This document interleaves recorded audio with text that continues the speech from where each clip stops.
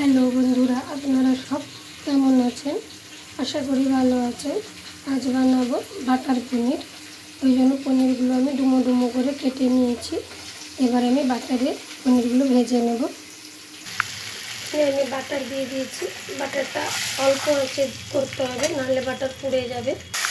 পনিরগুলো ভালো করে ভেজে নেব বাটারে।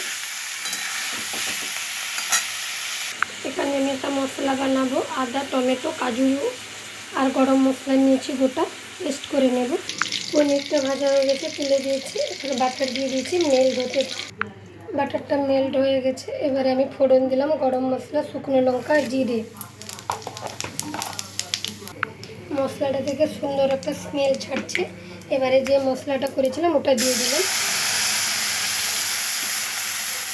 ভালো করে কষিয়ে নেব। একটু লঙ্কা গুঁড়ো আর একটু হিং দিয়েছি। এবার সবটা মশলার সঙ্গে মিশিয়ে নেব। মশলাটা কষা হয়ে গেছে, তেল ছেড়ে দিয়েছে। এবার আমি ভেজে রাখা পনিরটা দিয়ে দেবো।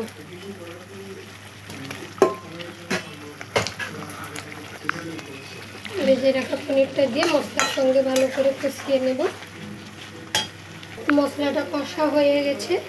এবার আমি জল দিয়ে দেবো। সামান্য উষ্ণ গরম জল করে রেখেছিলাম, ওটা দিয়ে দিলাম।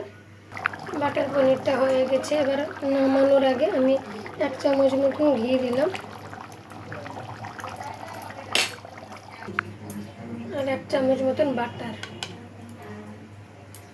এই দিয়ে নামিয়ে নেব। এই বাটার পনির রেসিপিটা কেমন হয়েছে কমেন্ট করে জানাবেন। ভালো লাগলে লাইক, কমেন্ট, শেয়ার করবেন।